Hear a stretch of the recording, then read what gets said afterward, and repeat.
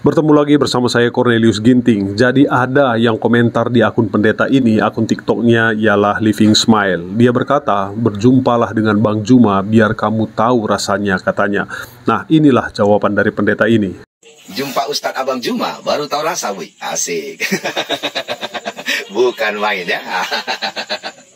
Tapi saya punya pepatah bijak, teman. Ya, dan pepatah bijak ini saya ciptakan agar kau paham. Dengarkan, teman. Mustahil memberitahu kepada seekor lalat akan manisnya madu. Tetap aja dia akan mencari bangke. Paham? Jadi untuk apa, teman? Saya mau berdiskusi tentang Alkitab firman Tuhan kepada seseorang yang bukan Kristen, teman. Untuk apa? Ya, saya mau berdebat ya tentang Alkitab kami Kristen kepada seseorang yang memang bukan Kristen, teman. Itu akan sia-sia.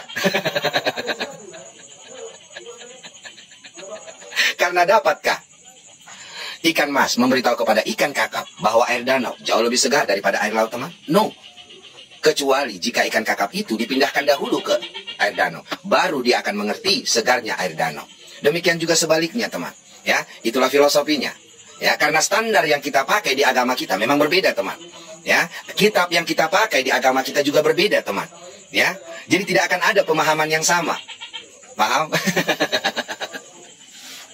Tetapi lucunya memang, teman, saya memang salut dengan Juma, teman. Dia memang pintar. Pintar untuk mengolok-olok, teman. Pintar untuk menghujat agama lain dan sesembahan agama lain. Dan lebih dahsyatnya lagi, dia pintar untuk mengurusi agama lain, teman. Saya tidak tahu apakah itu satu kehebatan dan pantas untuk dibanggakan di dalam ajaran agamamu, teman. Tetapi di dalam kami Kristen, itu adalah satu kebodohan, teman. Memang beda kelas, bukan? Kami Kristen hanya diajarkan kasih, teman. Kami tidak diajarkan untuk mengurusi agama lain, teman. Ya. Di dalam kekristenan, teman, kami hanya diajarkan kasih. Untuk mengajak orang datang ke restoranmu, belajarlah tanpa harus menjelekkan restoran orang lain. Untuk mengajak orang datang ke agamamu, belajarlah tanpa harus menjelekkan agama orang lain. Itulah kami Kristen, teman. Paham ya? Jadi kami tidak diajari untuk berdebat, karena di dalam perdebatan hanya akan mendatangkan pertikaian, keributan, ya, kerusuhan dan kebencian, teman. Siapakah yang disenangkan dalam hal itu? Tuhankah atau hantukah? Karena setahu saya, teman, sesuatu yang berasal daripada Tuhan akan selalu mendatangkan sukacita, damai sejahtera, dan pasti akan selalu membangun, teman. Itulah dia. Jadi, teman, jangan bangga saat seseorang itu pintar untuk berdebat. Jangan bangga jika seseorang itu ya hanya pintar untuk menjelekkan agama lain, teman. Karena yang dilakukannya hanya selalu gaya-gaya lama. Mencomot ayat, mengartikan sekehendak jidat, merasa paling paham, padahal masih awam. Saat kita menjadi orang yang merasa lebih tahu isi kitab agama lain daripada yang punya agama, itu adalah satu kekonyolan, teman. Saat kita menjadi orang yang merasa lebih paham ya isi rumah orang lain daripada yang punya rumah, itu hanyalah satu kekonyolan, teman. Jadi please stop, teman, ya. Dan dengarkan baik-baik, teman. Jika kau menganggap agamamu paling benar, maka izinkan kami Kristen juga berhak menganggap agama kami paling benar. Tapi kedewasaan dalam beragama adalah saat kita memperdalam agama kita sendiri dan mencobalah untuk menghormati agama orang lain. Jangan coba mengusik, teman. Karena kita memang Indonesia ditakdirkan berbeda, suku, agama, ras, dan bahasa. Tapi ingat, kita satu dalam balutan Bhinneka Tunggal Ika, teman. Salam santuy dari saya, teman, dan salam toleransi. Asik. Saya tertarik dengan kata-kata yang disampaikan oleh pendeta tadi. Untuk mengajak orang ke restoran kita, tidak perlu menjelekkan restoran orang lain. Untuk mengajak orang tertarik dengan agama kita, tidak perlu dengan cara menjelekkan agama orang lain.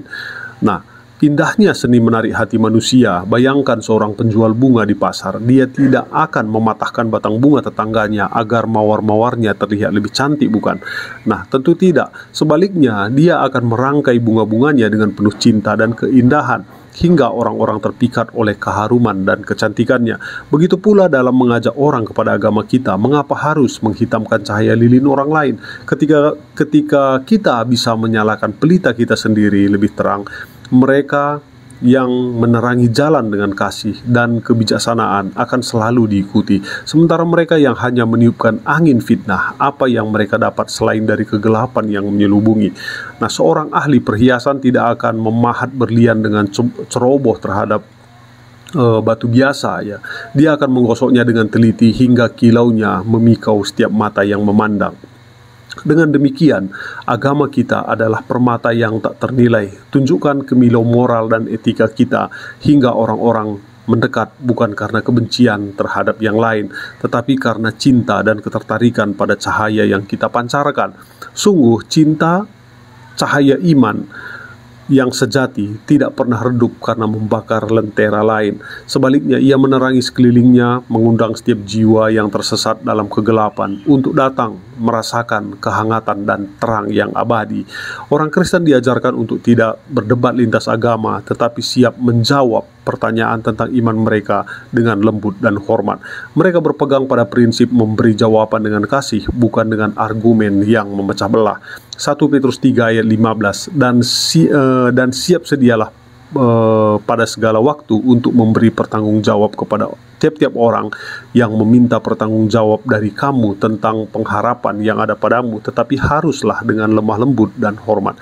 Jadi, lucu sekali melihat orang sibuk mencari-cari kesalahan dalam agama Kristen, seolah-olah mereka adalah detektif ulung yang lupa bahwa kebijaksanaan sejati ditemukan dengan mencerminkan diri sendiri.